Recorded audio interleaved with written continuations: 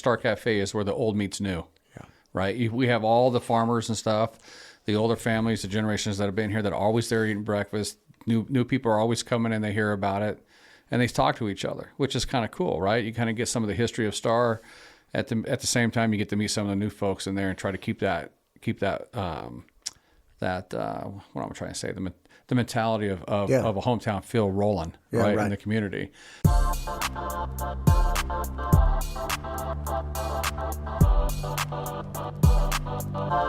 Mayor Chadwick, how are you? Good. How are you, sir? I'm doing well. I'm really pumped that you came in. We actually met on election night, that Tuesday night, which was great. I'm sure, you were shaking hands with a dump truck of people. And then we circled back and were able to get you in here, which is awesome. I just met with Chief of Police, Hessing, who is awesome as well. Okay. So here we are, man. Star, Idaho. I actually did an episode with Margaret Carmel about the Star Merc and the liquor license and it getting grandfathered in. Star, like when you drive through it, it really is one of those communities where it's like, this is it, man. Like you still have the, mom and pop institution shops. You still have, the quaint Idaho that I think a lot of people are feeling is vanishing. But Star has maintained that in spite of real, like you guys are up, like 300% in population from mid-2000 teens? Yeah, so I guess just look at the 2020 census. We were at 11,117. This year, they told us that we're at 20,340. So in 4 years, we grew, 9,000 folks? Gosh, we almost doubled our population. And who would have thought, and I'm a big believer on this, that we would have had an episode in our country that caused people to leave what I call the Cal states, the California, Oregon, Washington, to migrate into Idaho like they did, to get away from some of the oppression from their local governments and state governments there. Man, when you say oppression too, like it's real. In fact, I spoke with this is horrific. Like truly one of those things. Good, very dear friend of mine. It was from one of my men's groups back in California, and he hit me up 2 days ago. He's like, "Hey, I really need to talk to you." I'm like, "Yeah, man, of course. What's going on?" His kid had gone to school, and this is real. Like, and this is at the heart of why people are. So when people wonder why people left California, this is it. His third grader goes to school. He's got 3 boys just like I do. Third grader goes to school and comes home from school on the first day talking to me. He's like, "Dad, there are a lot of books about like gay people and stuff." And my buddy's like, Okay, what's going on? Because like, what are you talking about? A lot of books. So they instantly go into the classroom. They have a meeting with the teacher. And sure enough, they sent me pictures of them. They were like 15 books on transitioning and, this whole thing. She's like, well, those are 4th and 5th grade books.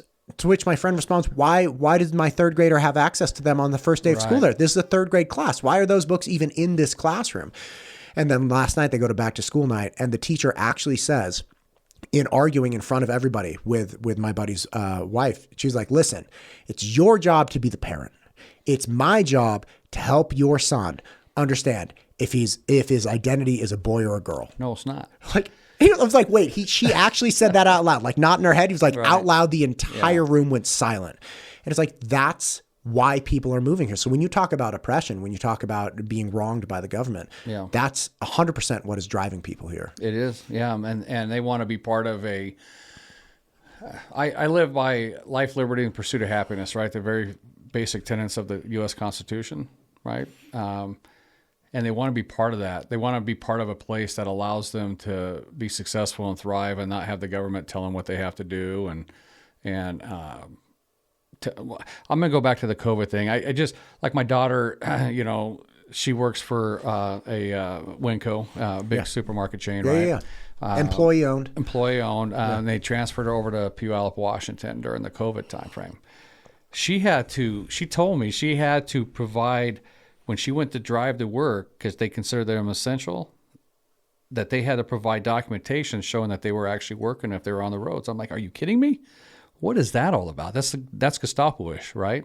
That you have to show your papers in order to go somewhere and go to work. And so just hearing that and then hearing the different aspects of what happened with folks being shut down and not being able to work and do things like that really made them migrate into the state of Idaho big time, because we didn't really shut anything down. I mean, there were some things that were done, initially, like in Star, About the first couple weeks, first month, everybody thought it was Armageddon at that point because no one had a clue.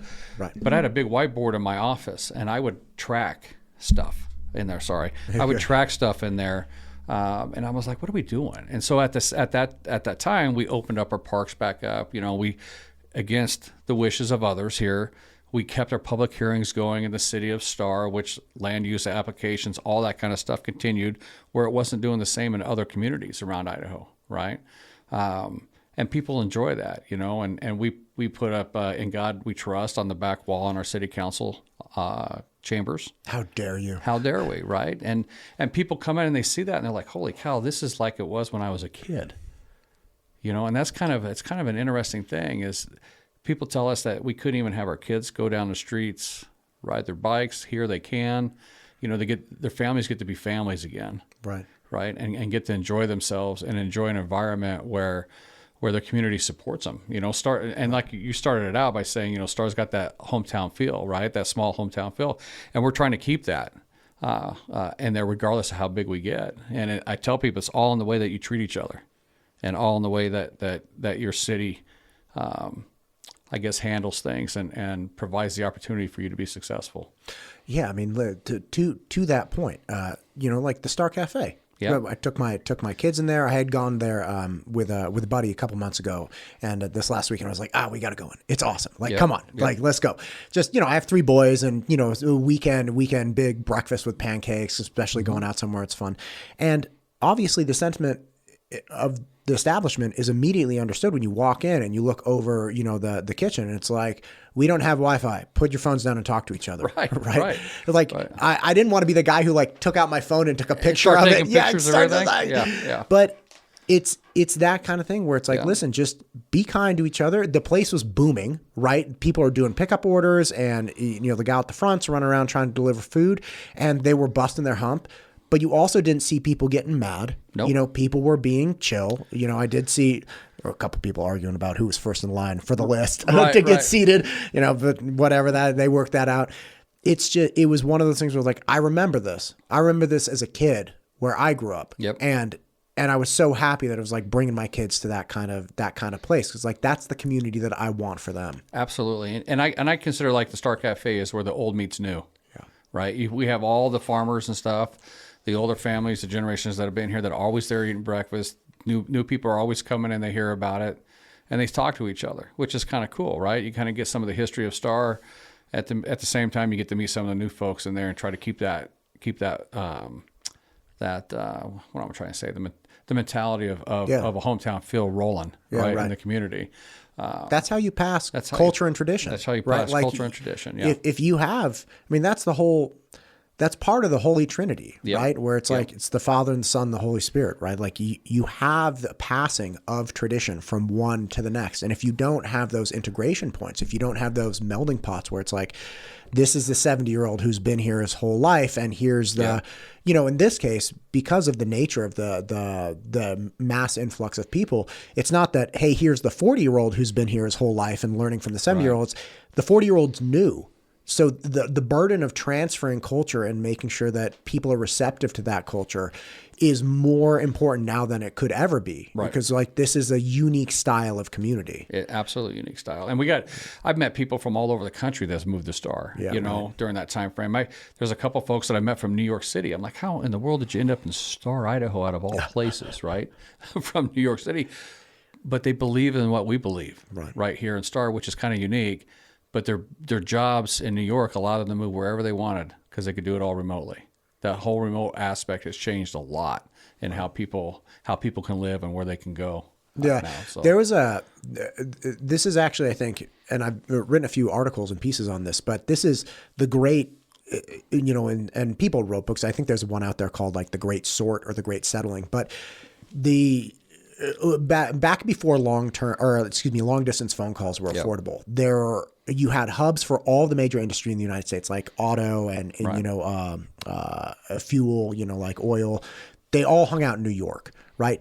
And as soon as you had long distance phone calls that were actually affordable and people could do them on a regular basis, you saw this great sorting of corporations. So the auto people went to Michigan, the oil people went down to Texas. You had people that were like, I don't need to be in New York. Like, I'm a Texas dude. I'm going back to Texas, right? So you had that great shifting. And then you had the great shift towards where the economic hubs were for employees. So it's like, look, if you wanted to make money in the tech sector, there was only one place in the country you could go. Valley. Right. So you saw this mass influx there.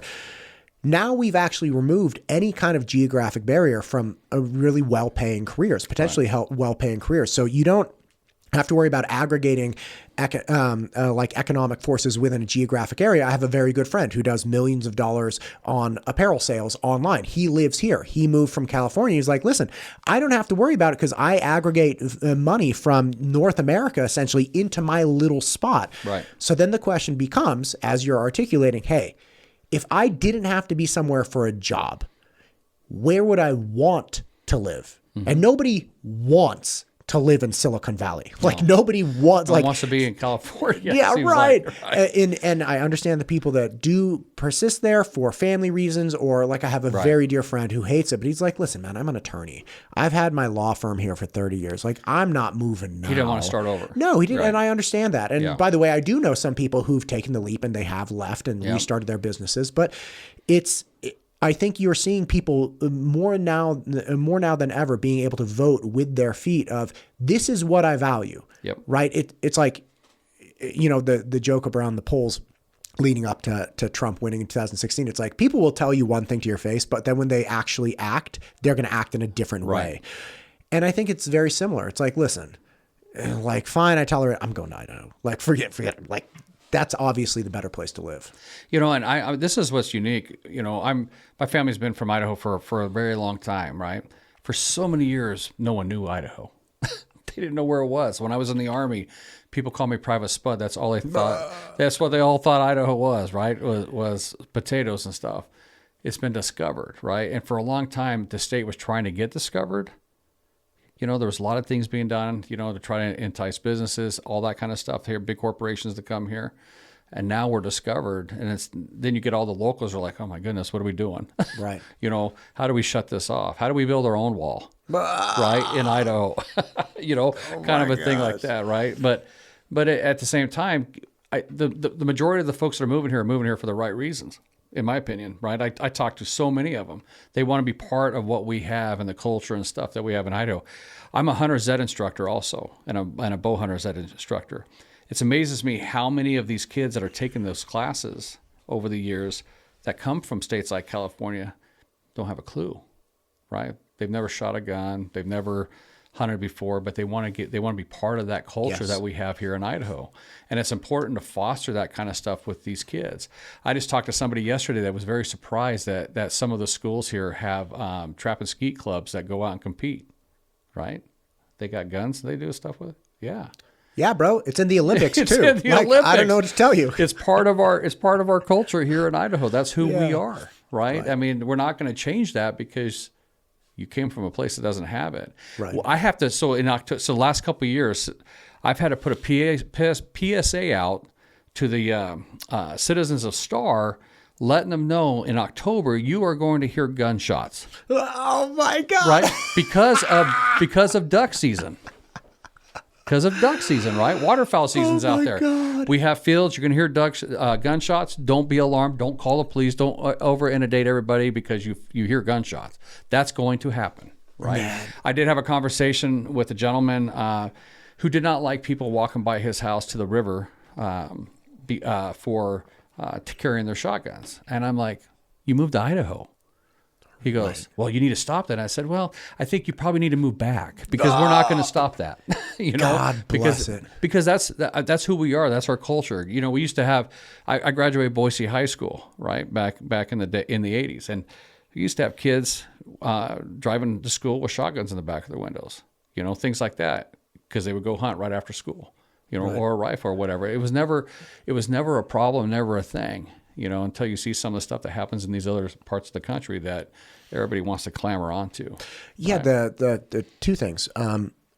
had this guy Raul Garcia on who does firearms training, but he's also security for the Innovate Academy, which is great. And he, born and raised in Idaho, and he was telling me about he was like, when I was 12, I would just go with my friends on our Mongoose BMX bikes down in the field with our shotguns, just riding down the street with our shotguns on our bike, like a 12 gauge or whatever. No issue. It was like nobody ever got shot. Like we were fine. We weren't causing problems. Right. But to imagine that happening now, to have like a 12-year-old, I have a 12-year-old on like a BMX bike, and I saw somebody with a new Mongoose the other day. I was like, that's a sweet bike. That's a sweet bike. Yeah, just like I still have a thing from like, because I'm a kid of the 80s. It's like, GT Interceptors and Mongoose, but to have that now, you envision, it's like, okay, we all talk romantically about past times in history and like, why can't we get back to those times? It's like, okay, but that's part of it. You're going to have people walking by your house with their shotguns that are going down to the river. Like that's just the way it goes. You have to be willing to live it if you want it. Right.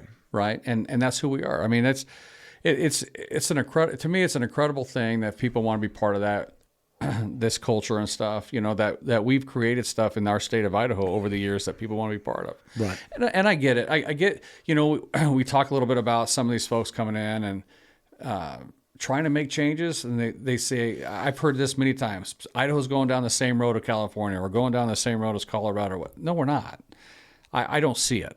Right. They think they see it, but I don't see it. As long as we maintain that how am I trying to word that hometown, feel that you're willing to sit down and talk, regardless of what your opinion is, sit down and talk to somebody without trying to destroy them or kill them, right? Because you can work it out for the most part. Because most of us are alike in the state of Idaho. We may have, no one in here is going to be 100% alike. And don't let that 5 or 10% destroy that relationships and stuff that you have with the others. Man, I can say this because I'm a transplant. Right.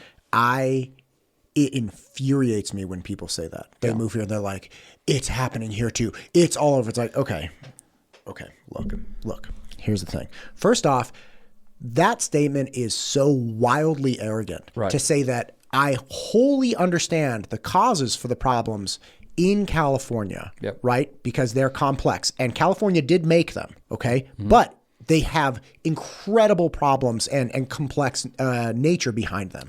Okay. And then to move here. And again, I'm not saying I've lived here my whole life. I am saying distinctly that I talk to people every single day that are elected officials, that are law enforcement, that are educators. And even I still am trying to get my bearing on why Idaho is the way it is. Because it's complex. Is it culture? Is it policy? Is it the people? Is it faith? I mean, you have as many LDS members in the state of Idaho with just under 2 million people as you have in the state of California. Right. Don't tell me that doesn't have a significant impact on the culture, the policy, the way things work, right? Like you have so many complex forces. And for somebody to move in here and in 6 months be like, I have to change things. Having been here 6 months, I'm the one who knows where this is going. It's like, do you really? Like if you're in geometry, I'm a big math nerd. If you're in geometry, you need 3 points in order to essentially triangulate, okay, what's the trajectory? If you just have 2 points, it doesn't really work. To really know the path of something, you need a few points. It's like, you've been here 6 months. Have you really been able to see where this state has been going over the last 30 years, where it's been going over the last 10 years, and actually predict? Like, we can't predict the weather. You're going to predict policies or what things are happening. Like, that just seems so wild. Right. Yeah. It gets concerning sometimes, but I think stuff like this, honestly, is awesome. Well, podcasts. I know you're trying. And it's great because this is how you get information out to folks, right? When you're talking to folks that have been around here for a long time, right? And understand what's going on.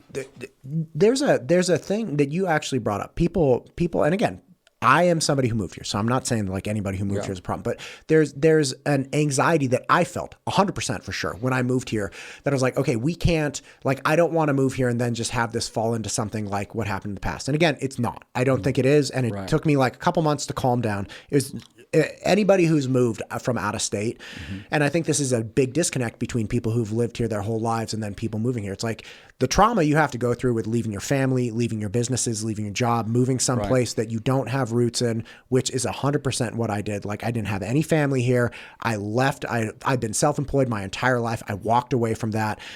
You know, like we left both of my wife and I both have family in California. We left all of those people. Like this was a really difficult thing. Right.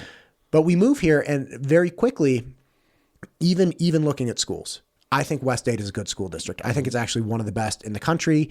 It is non-politicized. They are committed towards, math, English, or the 3 R's, right? They don't want any nonsense in it. We don't have compulsory gender language, thanks Representative Hill. We have a lot of things that make sense to me. Is it perfect? Absolutely not. Is it serving every single student? Absolutely not. Are there kids, I'm sure, getting bullied somewhere? I'm sure there are, because kids suck and kids bully other kids. Right. That's not great. But I initially moved here with the sentiment that I was going to put my kids in private school because I was going to make this state, in my ignorance, pay for crimes committed in California. And I quickly realized, okay, that's not fair. But do you think that's part of the sentiment that when you talk to people in the STAR community that are newer to the area and they're like, hey, this happened in other states. I'm worried about this. We have to change this stuff all here. So it's effectively making STAR answer for crimes committed by other states. Yeah, I can absolutely see what you're saying with that. Yeah. But I think a lot of it, people are actually, I guess the initial anxiety. Right. They're calming down to that anxiety and adjusting to the culture. Right. I think you still have some of that going on. It's even if you think about the local side of it, right? The locals, the anxiety that the locals have with all the folks moving in and making those statements to make these changes are like, well, wait a minute, why?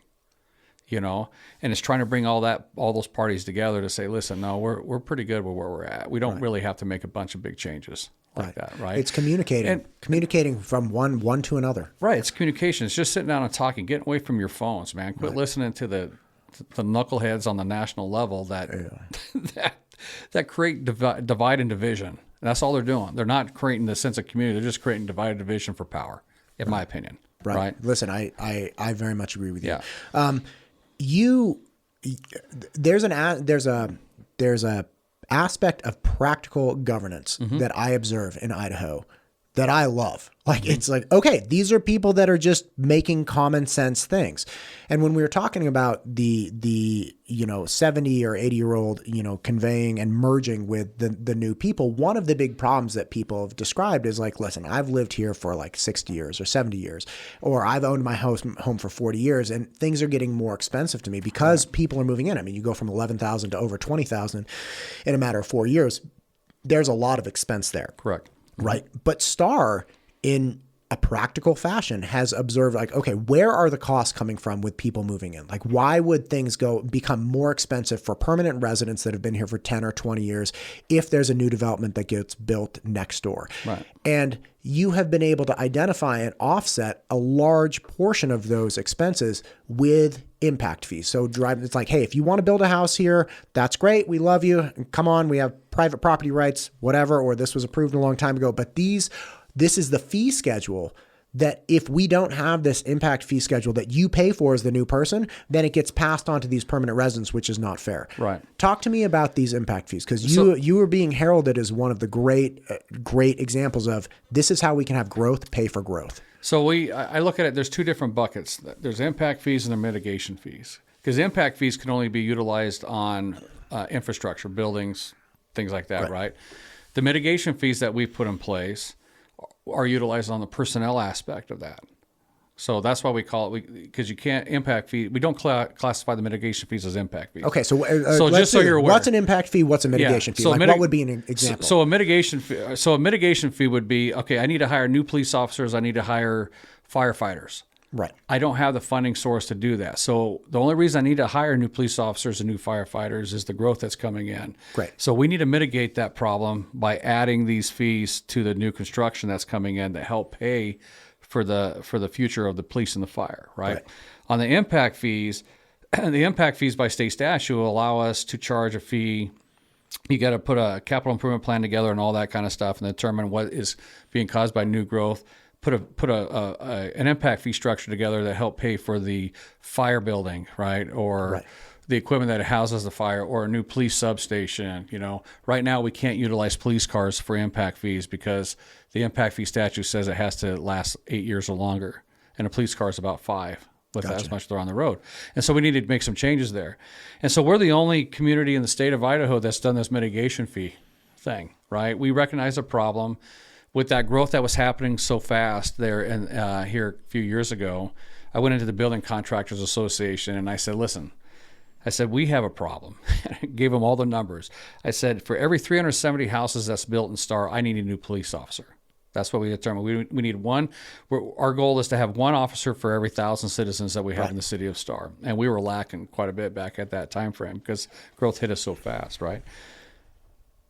And I said, I am going to force a moratorium if I have to, which is not legal because we can't utilize that as a thing, but I was going to force a discussion if I had to, unless we come up with a plan to help pay for my police personnel, my fire personnel over the period of time until we can make some changes at the state level to help with growth to permanently fund these solutions, right? And so sitting down talking, and I asked them, I say, bring all your people in. Doesn't matter to me. I want everybody to understand and hear this from me directly, right? And so they had the largest turnout of their board, I think, in a long time that showed up there, and I discussed that. And they worked with me. The Building Contractors Association worked with me, and we created the initial mitigation fee structure for every new house. At the time, 2 years ago, it was $1,100 and like $1,050 for every new house to help pay for police and fire. Well, this year we had to triple that cost because it's growing so fast. They didn't really support that, but they understand. Right? Because they don't want to add increased costs to the house, but I want to make sure that we could keep the current citizens whole with the service that they expect while being able to allow that growth to continue to happen, right? Yeah, what a complex thing, right? It's complex. But you break it all down and it makes sense to people. Right. And again, you could not expect a contract to be like, okay, or a developer to be like, oh, I'm really happy about this. Right. But the flip side of it is, the way it's working right now is not working for the Citizens Star. And to be clear, as you pointed out, you're like, listen, I can't force a moratorium on building, right? Like, let's be clear. You cannot do that. No, I have to have, if my sewer and water systems were failing, I can do that, but it's only for a 6-month period of time. And then you can up it for a total of a year, and then you can't do it again for another year. So what's the point of the moratorium? It does do nothing. So it's you not can essentially put a moratorium. break on it for a small period of time. It's a Band-Aid. It's a Band-Aid. And then you lose the ability to do that for the following year anyway. Right. And so and that's a state statute thing. It's the way it's written in statute on moratorium, on emergency moratoriums there. And so that's the challenge that we have, right? We don't have the ability to limit the number of building permits in the state of Idaho. And that's one of the things I wish the state would look at. If they really want us to slow down stuff, then let us limit the number of building permits, right? But we don't have that option. So lands, we kind of talked about this a little bit, but lands have been entitled over the years. There's subdivisions that have been entitled 10 years ago that still haven't built out yet, right? So they already have an entitlement. You can't go freeze that entitlement on there without getting sued, right? All of a sudden, now you're getting sued. Now you're paying for that developer to do his development at the taxpayer expense because you put a stop growth thing in place. Right. You just can't do that. Right. We do have, there's a lot of talk about growth. We do have a comprehensive plan that we're required to put together in the state that has 17 different things that you have to talk about between the population, your history, airports, transmission lines, police, fire, all that kind of stuff. That's all in there, housing styles and all that. Well, you plan for that growth. Now, for the city of Star over these last 4 years, well, before that, we've had this comprehensive plan in place which had higher densities in there. This is how we can control growth, right? It had higher densities in there. Well, in the last 4 years, I've worked with our council, and we reduced our densities by 40%. So we took out the 40% of the available densities out of there to help combat the incredible growth that we're seeing, right? We can't stop it, but we can adjust it. Right. And that's what we've done. And so, whereas you see Boise was upzoning everything, right? Getting more density in there, we reduced the density in Star to try to combat this incredible growth that we've seen over the last 4 years. Yeah. And they're still getting entitlements and building. And so STAR, if you look, it's called a comprehensive plan map. Every city has one. Every city has a comprehensive plan. You have to look at those things to see what the cities, the plans are for those cities and what they're going to do over a period of time. If we didn't have this incredible growth going on over the last 4 years, that comprehensive plan probably didn't have to change, because it would have, you could have just followed along and everything would have been fine. But when people start moving in mass quantities, you had to adjust that so you didn't over inundate yourself with issues with your roads and your schools and things like that. Star Sewer and Water, for instance, I still have 6,000 connections available. I mean, think about that for a minute. The city of Middleton has a struggle with their sewer and water connections right now. You know, Nampa just did I think it was $150 million upgrade to their system to accommodate the growth. Boise and some of the age of their system, and then the same thing with Boise was like $200 million or some crazy thing like that for that. But the city of Star, in all aspects, is always looking for the future on how can we make sure that we maintain where we're at with the current growth going on. And one other thing we did what's called a proportionate share, and we were the only ones to do this too. In April of 2020, we required every new house that was built in Star to pay about $1,000 each to go into a fund to help pay for state highway improvements to the city of Star that were unfunded through the state. You know, because we have 3 state highways in Star: Highway 16, Highway 2026, and Highway 44. And so we utilize that system. I don't have a road department at all, because Ada County Highway District deals with all the local roads, and then state ITD deals with the state highways. But we were able to utilize that funding to widen a mile section of Highway 44 in Star that wasn't funded in front of the Albertsons there into 5 lanes. And so as a city, we were able to get it designed, approved through ITD, out to bid, and constructed in 18 months. Wow. A lot faster than anybody else, right? Just moving. And that is where I always say, then why does it take so long for other organizations? It's because they're full of red tape. Right. On, I got to do this study. You're studying stuff to death instead of just attacking the problem and fixing it and creating a solution for that. Right. And so for every new police officer, it's about $150,000, $165,000 a cost. Right. But for firefighting, it's not just hiring one firefighter. You have to hire for an entire station at a minimum of 9. Your ideal is 12, but a minimum of 9 for a station. So it's about $1.6 million investment at that point. And so you have to, I can hire police yearly. When we build a new station like we're doing now, it's going to take a little bit to get that, the personnel in place, the money in place for the personnel for that. Because it's more of a threshold. It's more of a threshold, yeah.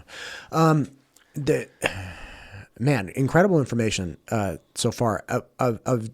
Another question about Star's big plan. Okay. There's criticism of the city of Eagle that it's, and a friend of mine who I met, after one of my first podcasts, he read me the riot act, because I had done a podcast about, there was a building permit that they were asking for height exemption, and somebody got a hold of me, some random guy off Facebook. He's like, "Hey, you should do a conversation about this." And I couldn't find anybody to actually come in and talk about it. This was years ago. So I just put out a little information like, okay, this is the plan. And, I went on to the city website, which nobody goes to. And, I showed screenshots, and this is what's going on. And, they're applying for height exemption. I think at the time they were applying for like a 54-foot height exemption because the top was 36 or something like that. I don't know anything about planning and zoning. I was just, given the information out there. And my buddy who called was like, listen, here's the thing. Eagle cannot stay a bedroom community because we need services and blah, blah, blah. Now, mind you, 2 years ago, he was speaking Martian. I had no idea what he was talking about. I'm like, a bedroom community.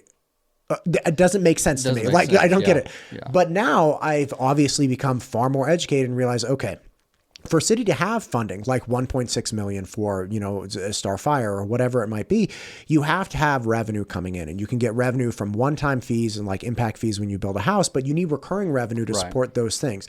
To that end, having a commercial tax base and, like an Albertsons or a Star Merc, these are businesses that pay on a recurring basis, and you get benefit from those things, sales tax and a number of other things. You also have that incredible spot of commercial, was it called Toontown or something? Toontown, yeah.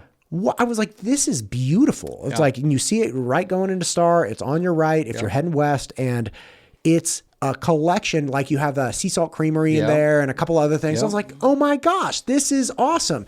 But that seems to be a real effort to, okay, look, let's do commercial, but let's do commercial in a way that's fun, that's awesome, that attracts fun businesses. Again, like Sea Salt Creamer, I haven't had the opportunity to sit down with a guy. I've been wanting to sit down with him. With Ryan? Yeah. Yeah, Ryan's awesome. Yeah. And just like, you can just tell, it's like, you, sir, you get it. Like, I'm not in the dessert business, but like, you look at the Sea Salt Creamery Instagram, you're like, I am dying watching this. Like, I have to be there yesterday. Right. And it's just an awesome business that has chosen Star to be its hub. What is Star doing? Has Star looked at the comprehensive plan with regard to like, how do we attract more commercial? How do we attract more businesses so that we don't have lack of funding and go by the wayside of some other communities? So it's interesting that you say that. So having more businesses it helps with your funding, but what it primarily does is helps alleviate that property tax burden from the residential. Yes. I still, regardless of how many businesses come in or how many residents come in, I'm only allowed to increase my budget by a maximum of 8% if I have all that new construction growth. Yes. So if you look at the city of Star, we just approved our budget. We only levy $2 million in property taxes on a $3.5 billion taxable value. Very little money for the city of Star comes out of property taxes. Yeah. Right. So if I could only increase that by 8%, that's only $160,000 a year, regardless of the commercial businesses and stuff come in. But what happens with all the commercial that we've seen over the last 4 years is we used to be, when you're talking about bedroom community, we used to only, the property tax burden in Star was about 94% reliant on the residential side and only 7% reliant on the commercial and ag side. Today, this year, we're actually down to 86% reliant on the residential and 14% on the commercial. So we're shifting that burden of those property taxes onto the commercial sector, which helps everybody. Puts more money in people's pocket, and then they go shop and do all that kind of stuff, right? No one wants to see property taxes increase, but you have essential services that you need to fund. That's one of our only main sources in the state of Idaho. They do have a revenue sharing program in the state of Idaho that the cities all get, and it's all based on population. They take 11% of the sales tax revenue, and they split it up amongst the cities and the counties in the state of Idaho. That's revenue sharing that we do get, and we get about $1.3 million a year from that, right? We do get some liquor revenue sharing also from the state, and that's only about $120,000 is all we get for that. It's not a lot of money for that, Gotcha. right, in the city of Star. And so those are essentially the main revenue sources. We also have franchise fees that we charge, right, that we get from Idaho Power, Cable One or Sparklight, Republic Services or Hardin, depending on who you are. There's, you get Intermountain Gas, I believe. We get franchise fees, but that all comes from the consumer anyway. Right. It's because not coming, gets passed on. It gets passed on, right? And so that's the only true revenue sources we have for the cities to function and fund themselves. Everything else is when growth happens, you get permit fees, but by state law, you're only allowed to charge fees on these things that of your actual cost, right? I can't artificially inflate. I can't go from I'm just going to give it a hypothetical. Let's say it's $1,000 of my actual cost to do a building permit, right? I can't artificially go and inflate that to $4,000 just to get the $3,000, right? Because you're lacking somewhere else. Yeah, we're not allowed to do that, right? It's all been controlled that way here, right? And by the way, that inflation on the like, let's say the review process is like actually only costs you $1,000, but you go by the wayside of overinflating that, so it's $4,000. Again, that gets passed on to the consumer. It gets passed on to the consumer. Right? Like people have a lot of questions about why houses are so nice and affordable here and in other places there aren't. It's like because we're like, this is the actual cost of doing business. They're not using this to fund some other program that's unfundable or unpopular, right? So back up if you will. You said, okay, we have roughly a $3 billion property tax value, right? $3.5 billion. $3.5 billion. And you only levy $2 million against that. Yeah. Okay. So that is that's like 0.75%. 0.0004. I mean, it's really low. Right. Like it's a very low number. Yeah. I can't do the math in my head this second. But okay. So that being, people also wonder about, okay, if the city of Star is only getting roughly $2 million in total from all of the property in the city of Star, why is my property tax bill so high? It's because there are different taxing districts. Yes, let me explain that, man. Yeah. This is awesome that we're talking about this. Yeah, but it's so complex. People don't understand. It's like, no, I don't get that money. That's pest abatement, or that's the school district, or that's ba ba ba ba ba ba. There's a lot. So in Star, depending on where you're at, I just use Star as an example because I'm very familiar with it. Sure. If you're south of Highway 44, you have 11 taxing districts. If you're north of Highway 44, you have 10. Only because you have a flood control district. And so in the city of Star, you have the Ada County that you're paying for, right? In property that you pay them for property taxes. You have West Ada School District that you're paying for if you're on the Ada County side. On the County side, you have the Middleton School District, right? You have Star Sewer and Water. You have Star Fire District. You have the Cemetery District. You have mosquito abatement. You have the ambulance district, right? You have all these different things that you're paying property taxes for. And so that adds up your total aggregate on that. Every one of those, this is the challenging thing that we have. Every entity out there is limited to that 8% increase in growth maximum if you have the new construction. Right. 3%, and then you can take another 5% if you have the new construction for that growth, right? The challenging thing that you have is when we have these budget hearings, people don't show up, right? They don't show up for them. It's the craziest thing in the world to me. And you hear people on the legislative side that say, well, we get all this information. Even the governor said people complain about property taxes.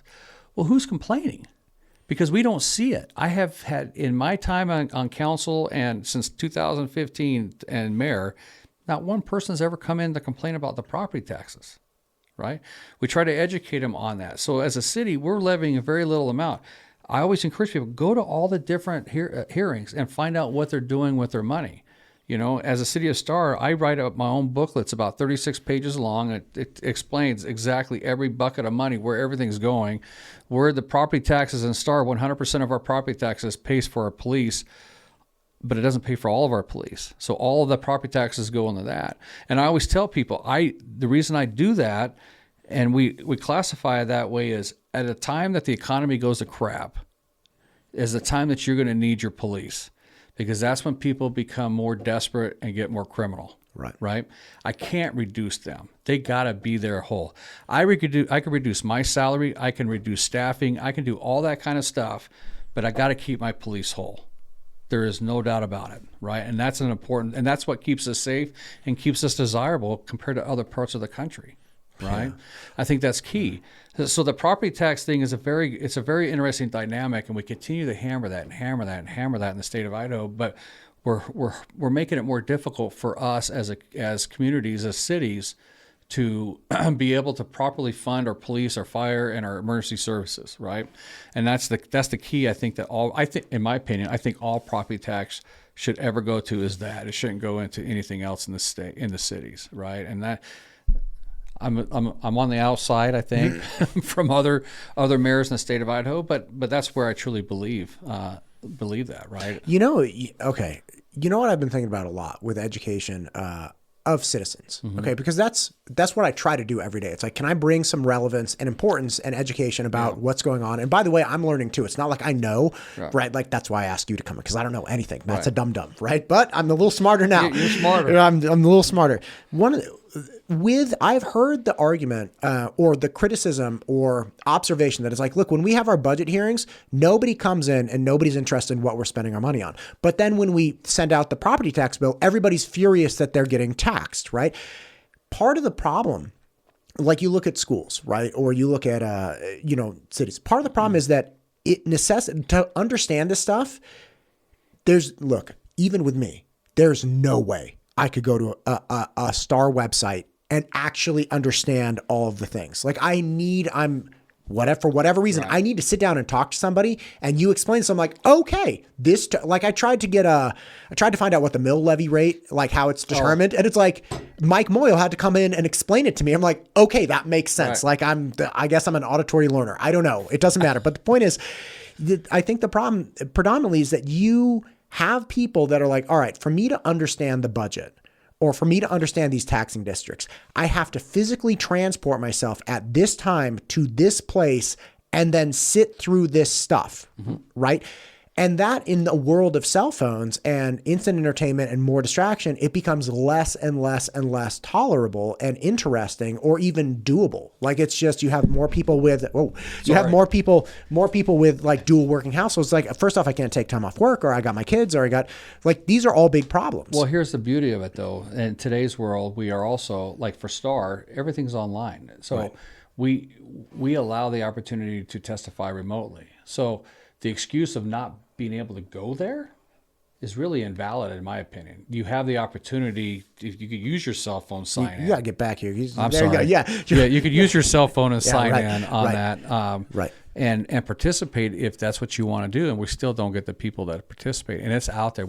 It's published out there. You know what I'd love to do with you? You know what I'd love to do? When's your next budget meeting? It won't be till next year because we've already approved our budget. You just did it? Yeah, we just approved it. When did you approve it? August 2nd or 1st. One of the Okay, listen, I didn't have this idea before I invited you back in. I would love it if you want to come back in. It doesn't have to be today or next month or whatever, but I would love it if you came back in and you were like, all right, look, here's what we have. If this is your tax bill, this is where all the money went. This guy is doing this. This guy is doing this. This guy is doing this. This is literally where all the money's going. Now, look, if people want to get rid of mosquito abatement, that's fine. I just want you to know we had 3 cases of West Nile virus in Canyon County last year. Or I'm not saying you said that, but like things like this, like, do we want Zika virus, which is transmitted? Like, do we want all of these different things? So the answer is no, because predominantly every time I talk to people, not every time, but most of the time when I talk to people with a little I understand about where money's going or how things are spent, they're like, okay, like I do it with my own budget. My wife and I sit down. It's like, okay, we spent more money than we wanted to. It's always the answer, right? But it's like, okay, but where did the money go? And then you have the, 100 things you spent money on categorized. It's like, do we want to reduce this? Nope. Do we want to eliminate this? Nope. Boom, boom, boom. And you're like, okay, maybe we can fudge this a little bit. Maybe we can shrink this a little bit. But it has been this great process because I've been with my wife for a very long time. We met each other when we were like 22. It's been this process over the last 20 years of, okay, look, this is just the cost of life. Right. This is the cost of the life that we want. We don't drive fancy cars. We don't go on fancy vacations. We do splurge and we go to Redfish once a year, and that's like our big thing. But this is the cost of doing business. And it's very easy for people, like when I had my SAT students, I was like, guys, you don't understand. Being an adult's expensive. They're like, what do you have to pay for? And I'd be like, this is my number. They're like, there's no way. There's no way. But you break it down one at a time. I eat my 3 boys and my wife and I, we rock 18 eggs a morning. Yes. Like if we're all there for breakfast and we're having eggs, it's a dozen and a half. $4 or $5 an 18 pack anymore, right? There you crazy. Go. And I get my eggs from McIntyre Farms. They're fantastic, like great whole setup. But it's like, listen, that's just eggs for breakfast. That doesn't count the pancakes. It doesn't count the milk. Like we go through a half gallon of milk. It's got to be like a day, right? And, we have high quality milk and that's expensive. So it's just, hey, listen, let me just tell you where the money's going. And that way we could decouple the geographic and temporal proximity. People could watch that, but let's just explain it. Like, just get it out there. It's like, this is the budget. This is where the money went. That's what I do every year, basically, since I've been mayor. I do the presentation myself of the budget. Look at you. And that's why I write it up. I do the presentation, explain it. Sometimes it's a 2-hour presentation. Sometimes it's an hour. It's recorded. It's online. And I explain everywhere where all the money's going and what's being spent and where it's collected from. So that's great. Where can people find that? It's on our city's website. City website. staridaho.org under the mayor's page under presentations and stuff, and it's right there. Awesome. For those, and it even has the packets in there that breaks that out a little bit on there. Dude, that's great. And I think it's important. And here's the other thing about property taxes, which is very interesting, and this is what we're finding is most people's property taxes are paid for as part of your mortgage. Yes. We've come to realize in talking to some folks, even with the Star Fire District was trying to pass a levy, increase so they can help fund more firefighters. Sure. That some of the folks that are moving in that sold homes in other states that are buying homes for cash are now they don't have an impound account. No, they have a property tax bill they get, and they're like, oh my God, that's a lot. Well, go back at what was your property taxes in your mortgage? You have to look at your mortgage and see how much of that was property taxes last time. And they don't understand that difference in correlation. Like, well, it may be $3,000, $2,500, $3,000 here. It was $9,000 where you came from. Oh, if you are lucky. If you're lucky, right? Yeah. Yeah. So I mean, it's not. It's just a different way of seeing it. You're now having to pull out your checkbook and actually write money for that versus every month you're writing money for it, and it's getting paid by your escrow. Yeah. Same thing with no, it's no problem. Same thing with insurance. Insurance. Same thing. Like your insurance and your property tax are these numbers that it's like. Again, I have background in real estate, so I paid a close attention to them. But there are numbers that most people have no idea about. Right. And I had this really interesting conversation with a buddy of mine who was really mad about property tax. And we pulled up his property tax bill and my property tax bill. He lives within the city of Boise, and I live in unincorporated Ada County. His bill's $6,000. Mine's $3,000. It's like, and they're analogous values. I'm like, how is this working? And this is an educated, financially savvy dude. Right. And even he was like, wait, why? What's happening? It's like, well, man, like check out these different districts, and I don't pay for this park, and I don't pay for this. Right. I don't pay for Boise School District. I don't I pay for West Ada. Like they're just all of these different nuances that get people there. But again, an ambient sentiment of taxing is negative. These things are bad. We need to eliminate. It's like, to what end? Like there's only so much juice you can squeeze out of the orange. Right. You can eliminate everything if you wanted to, but then you don't have police, you don't have fire, you don't have roads, there's all sorts of things that you don't have appropriate sewer and water. I mean, none of it, everything else is going to go up for you. Right. Right. I mean, it's got to get covered somehow. Right. And that's the unfortunate. I mean, taxes no one wants them. I mean, none of us want to pay taxes. I would rather not have to increase anything, but at the same time, you have to make sure that you can provide the services that are required for your city to be sufficient and survive. Right? I think it's just a miscategorization too. It is. Yeah. I like it. I don't like paying taxes. Yeah, you don't like paying. Fine. If we did not have a police service, would I pay? Ada County Sheriff? I'd be like, hey, can I just cut your check for like $100 and watch my house? And they'd be like, yeah, sure. Yeah. It's like, great. Everybody pays them $100. It's like, can you please, like, if I call you in the middle of the night and there's like a crazy person, can you get here real fast? They're like, oh yeah, man, I'll get there. Just write me that $100 check. So it's almost like, listen, stop thinking you're just paying taxes. Start identifying, like, if my house catches on fire, do I want guys that are willing to run into my burning house to save my dogs and children? Yep. Yeah. How much can I pay those guys? Right. Like, can they be here fast? And can they promise to try to save my life? Right. Okay, I'll pay for that. I don't like taxes, but I'll pay, Brian Simpson, the Eagle Fire Commissioner. Like, okay, I'll pay these different people. And again, the ambient sentiment just categorically towards taxes, I think needs to shift a little bit. And again, I don't love taxes. No. But we can only strip services so much. Well, and that's I we got to quit thinking it as the devil, the taxes. There are bad players. Obviously, people came from areas that there were very bad players in it. Quite right? Bad.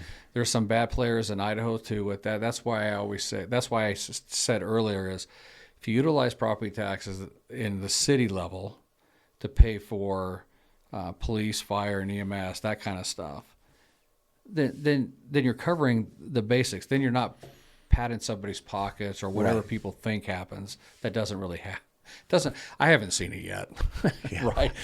Where's the check? Where's my check? I've never seen that, man. Have you seen what I drive sometimes? Right. I still go through the same issues. Right, with everybody else. Right? Yeah. I had somebody told me recently that there was a sentiment amongst some people. They're like, oh, well, Matt's making like a lot of money with this podcast. I'm like, I am. Who has the check? Who has the check? Where's my money? Check? Like, did they send it to the wrong address? Did I not set up a forwarding? Like, what? Right.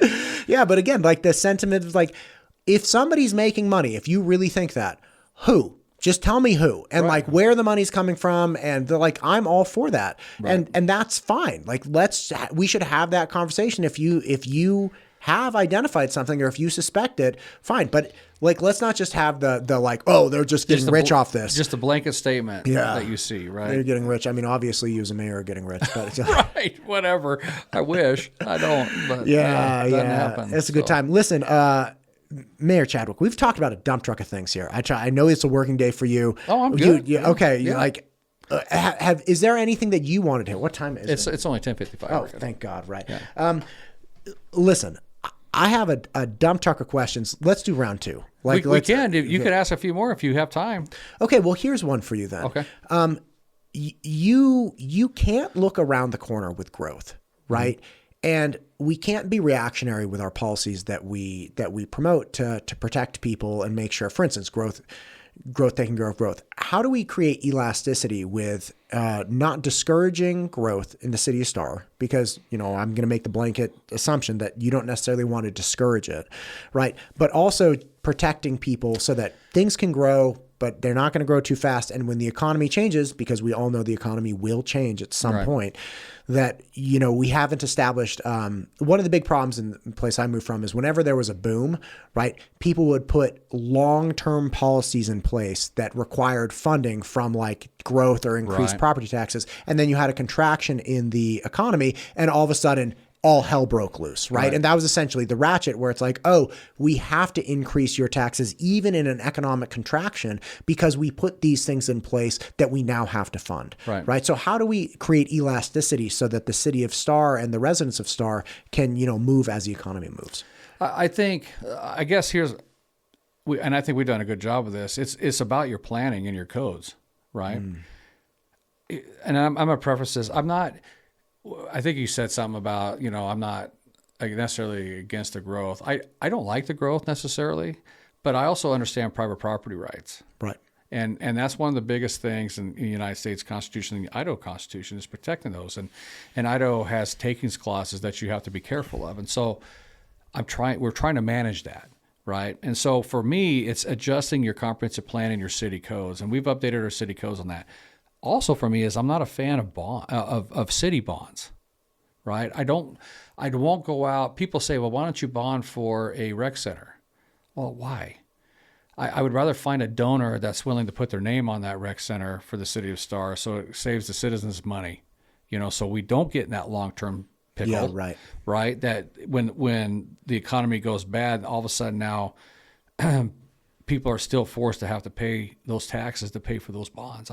That's the concern for me. Now, bonds for school districts are different because school districts, that's the only revenue source that they have right now to build buildings that they need, right? So that's a different thing, right? But for my city I'm not a fan of that. I'm not a fan of the urban renewal system. I know my other mayors are going to shoot me for saying that, but and so does some of the development community, but I'm not a fan of us shifting the tax burden into an urban renewal to help fund growth in that area when you can technically get the growth be paid for by development itself over a period of time, right? Now, some areas may need it, great, but like Star, we want people like, why don't you do an urban renewal district? Well, no, I don't need one. I don't want one. Right. I think it'll come naturally when that growth needs to come out that direction, right? And so there's different things for the city of Star that I think that we have put in place to help fund this stuff, right? We got some money in the bank for our police and our fire, for future stuff to help pay for that until we can get some changes made, hopefully at the state level, and we can work together. It doesn't have to be all one way or all the other way. We can come up with a cohesive solution to help fund that for a long period of time. And so it doesn't impact our ability to have to increase our taxes all the time. Right. Yeah. And so Star's been very fiscally responsible. And I'll tell you this. So we have you heard of foregone before? Yes. So we have $640,000 in a foregone account. Well, it's not really an account, in a balance, right? And so that's money that we never took in property tax increases in the past because we didn't need it, right? And that even when I was on city council, there's 3 years that we never took it because we didn't have any growth.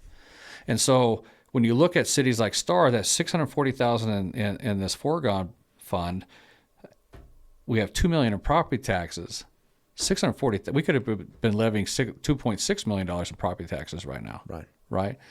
But we didn't because we never took that. So I think most entities are pretty fiscally responsible in doing that, in making sure that they only take what they need. Right.